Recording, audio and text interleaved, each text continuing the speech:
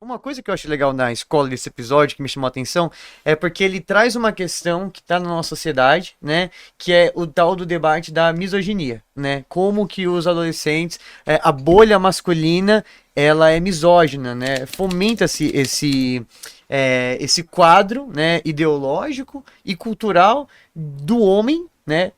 Do homem extremamente viril, entre outros, e que de um determinado momento tem a paixão pela moça e depois essa paixão acaba virando obsessão e depois ódio. E uma Paixão não correspondida. frustração. E uma Como assim frustração. eu fiz tudo corretamente? E que é uma coisa que a gente acompanha na sociedade hoje em dia, né? Isso mesmo. Vamos entrar nesse assunto mesmo, machismo, misoginia. Sim. A série fala sobre isso também. Uhum. Né, a maneira como os jovens são impactados por essa visão grotesca, né, da ideia do o macho alfa, o resolvedor, o mantenedor, o provedor. Não tem problema o cara crescer, na minha opinião, lógico, né, ser um mantenedor, um provedor. Mas existem outros arquétipos, existem outras formas de você ser homem. É claro. Né? Não existe Sim. uma única visão reta cartesiana. Uma coisa que eu acho que assim, aí é o meu ponto crítico à série. Eu falei que tinha algumas posições, né? E, por exemplo, a série claramente está tratando do tema de incels, né? Incels e a bolha masculinista. Eu aprendi um termo no mestrado com um pesquisador, o Alex, né? Que ele pesquisou a machosfera, né? E ele pesquisou sobre justamente podcasts com homens falando sobre como um homem deve se portar. E esses homens eram extremamente, né, misóginos. Ele faz um estudo muito legal sobre isso. O problema da série pra mim é que ela não, na minha visão, na minha opinião como espectador, se uma pessoa tá assistindo a série e ela nunca ouviu falar no termo incel, né? Eu acho que a série não deixa claro o que é um incel. Isso tem umas coisas que ficam meio obscuras pra quem, por incel, red pill, esses termos todos, você precisa ir atrás pra pesquisar. Tem que ir atrás. Mas eu acho isso bom. Provoca, Eu acho né? isso bom porque muitas críticas que eu faço a alguns filmes é que eles são muito mastigadinhos e entregues, né? entendi, E aí isso subestima a inteligência do espectador e é interessante quando o espectador se sente instigado a fazer a sua própria pesquisa. Porque se ele recebe, se ele recebe ali a informação, todos os dados, o que é e o que não é, ele não vai buscar. Ele não vai fazer a pesquisa. E outra, a série é da Inglaterra. Então, o conceito é meio que... né, o planeta todo sabe, é um conceito que cabe em todos os lugares. Mas o que é incel na Inglaterra e o que é incel aqui. Aqui, né? Na psicanálise, a gente falaria que o incel, ele é um sujeito que não aceitou a castração simbólica. Ou seja, ele é tão castrado...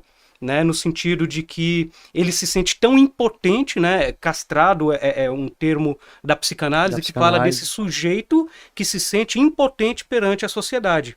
Ele se sente tão impotente, mas tão impotente que ele não consegue simbolizar algumas coisas. Por exemplo, o ódio, a misoginia, o ódio contra a mulher. Eu sou tão castrado que eu não tenho potência frente a essa sociedade que me apresenta valores novos, né, como o feminismo, né? E aí como que eu respondo a isso? Eu respondo de forma extremamente frustrada, né? Frustrada, violenta. Eu olho pra mulher e objetifico, né? Essa forma de você criar, ela é sua inimiga.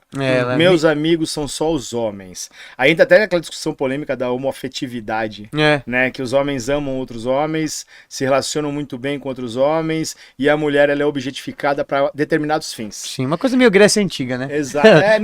Falar isso em voz alta, as pessoas ficam incomodadas, né? Até mesmo a questão do incel, que uns 15, 20 anos atrás, se chamava alguém de incel, era aquele cara nerdola que só ficava jogando, não ligava pra nada, não se cuidava. E aí isso foi avançando pra ideia do celibatário involuntário, né? Porque, porque as 80% das mulheres só olham pra 20% dos homens. Pegaram um Pareto aí, jogaram de qualquer jeito na mesa, né? E de repente, não, porque as mulheres... Aí você começa a culpar as mulheres... E a série cita essa regra, não cita? 80-20. 80-20, que é um termo assim... Cara, é violento demais você pensar nisso. Absurdo. Porque de repente você está criando uma barreira e essa barreira só vai ser transposta através da violência, através do discurso, né, de controle, de dominação. Mulher só serve para isso. E aí... Cara, isso acaba com a sociedade, né? Porque a gente vê que esses discursos misóginos vão sendo cada vez mais fortalecidos por um lado da sociedade, o outro lado tenta debater, tenta abrir um diálogo, mas esse diálogo acaba se mostrando praticamente impossível, É. né? Porque são determinações, é isso e pronto. Sim. O último filme do Batman trata isso, eu achei que tratou muito bem, inclusive. Do Charada ter a bolha em céu dele, né? Que tá semeando ódio e começa a defender o uso de arma, né? E começa a selecionar o que é um bandido, o que é o gênero fraco, o que é o gênero forte, qual que é a raça perfeita. Você vê que isso tudo vai escalonando, ideologicamente falando, e vai sempre, sempre acabar no fascismo. Sempre vai haver. É a porta de entrada. E aquelas siglas, né? O macho alfa, o macho beta, o macho Sigma, o beta, não sei das quantas. E aí fica uma loucura. Por que é o macho alfa? Cara, o que é o macho alfa? Fulano é beta. É beta. Para, isso é uma loucura. Né? Shed é o cara ali, o Shed eu não né? conheço. O Shed eu não conheço. Shed é meio que o macho alfa, né? Mas é no sentido ele é o alfa do cara, alfa. O macho alfa seria mais no sentido do comando. Sei. Eu chego aqui, eu tenho autoridade, eu coloco ordem. O Shed é o cara que é o alfa que é desejado. Então é aquele cara que quando ele chega, as mulheres desejam ele. Sim. Né? E é interessante isso porque é uma forma de lidar com a frustração. Sim. Né? Ou seja, eu crio signos de poder, né, que na verdade eu não possuo para tentar apagar a minha frustração. Né? Na verdade eu não sou esse cara frágil. Né? É culpa do outro, da mulher, que é opressora, que tenta ter um lugar que na verdade ela não tem na sociedade, né?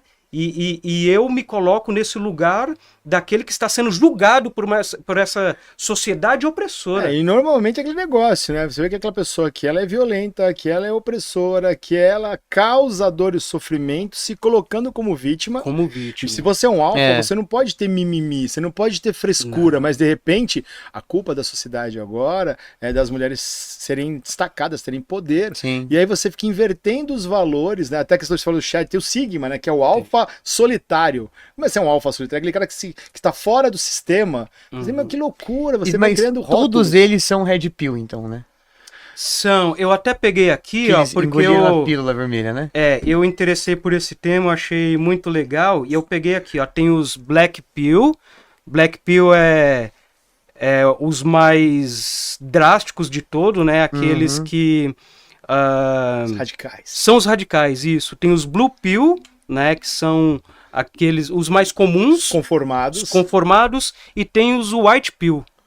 White Pill é aqueles que são mais otimistas com essa relação entre homem e mulher, mas ainda assim são otimistas nessa relação masculinista, né? Mas eles ainda alimentam o patriarcado. O melhor do Red Pill é que esse termo surge, é muito usado por causa do filme Matrix. As irmãs Wachowski são trans. Elas estão falando dessa questão de furar a bolha da sociedade. Olha a contradição. Não, olha a contradição. De repente você pega uma referência de um filme onde as diretoras são trans e estão colocando isso no subtexto do filme, né? Que você toma a pílula vermelha para você sair dessa realidade controlada, furar essa bolha e descobrir que tudo é controlado, né? Você é parte de um sistema, você é uma pecinha ali, então você tá vendo a verdade de frente. Sim. E aí você pega esse conceito e fala assim, esse conceito aqui é nosso, a gente vai se apropriar desse símbolo e vamos ressignificar ele. Né? E se você chegar com esse papo, vão falar que você tá sendo woke. Que elas são trans, é a cultura woke, não sei o quê. Eu tenho certeza, eu não vi, mas a crítica dá até outro programa, porque faz da woke, cultura é sensacional. Woke, né? O band de marmanjos de 50 anos criticando o filme infantil. Sim. Pô, camarada, você quer, vai no YouTube, assiste a versão antiga. Agora sim, vai lá, vou fazer o advogado do diabo aqui. Eu acho que é importante a gente pensar também que tudo isso é um sintoma da sociedade, né? E aí existe um contexto onde essas coisas têm que realmente ser pensadas, né? Tanto questão de cultura woke, que fica para outro episódio aí, né? Mas essa questão do lugar do homem na sociedade, né? Porque, por exemplo, na série, outra coisa muito boa que eu achei na série ela não cai em clichê, né? O pai... ele não é exatamente violento. Tem uma violência ali, mas a violência não é exatamente do pai, é da sociedade. Você vê que ele se sente o tempo todo pesado, carregado, tenso. Sim. Mas não é porque ele é um cara mau, um cara radical, nada. Ele é fruto daquele meio. Ele é aquela questão assim, o tempo todo eu tô sendo cobrado e eu tô tentando fazer o melhor. A irmã dele é legal com ele, né? A mãe também é uma família comum, uma família normal. E o pai tenta. E o pai tenta, e o ator eu achei assim incrível, aquele ator. É ele que contratou o menino, né? O ator, ele é professor do menino, né? O pai, ele é diretor da série? Eu acho que não seria diretor da série. Ele dirige alguns episódios, dirige a série, né? Se eu não me engano, é roteirista. Vocês percebem que a gente tá aqui debatendo. Sim, Não, mas Mas assim, é isso. E a mãe, ela é apagada na série, né? Ela aparece. Ou seja, ali... são arquétipos da sociedade. A mãe tá ali, você vê que a mãe tá ali tentando fazer ele se sentir bem, a filha se sentir bem. Mas é comum, mas comum. não mostra o sofrimento dela abertamente, mostra o sofrimento do pai se sentindo sufocado. Eu tento fazer tudo pros meus filhos, e isso acontece. De quem é essa culpa? A mãe tenta administrar essa sensação do marido que tá quase explodindo, da filha que não sabe muito bem como lidar com essa situação, dos vizinhos cobrando, as pessoas apontando o dedo. Mano, é que uma bando loucura. de vizinho. Então, os vizinhos que ficam vigilando. Só que agora vamos lá, vamos fazer um negócio aqui. Então a gente falou do primeiro, segundo episódio. Por ordem, né? Isso. Pra finalizar o segundo episódio, o que vocês acharam? Um saldo do segundo episódio. Eu acho 12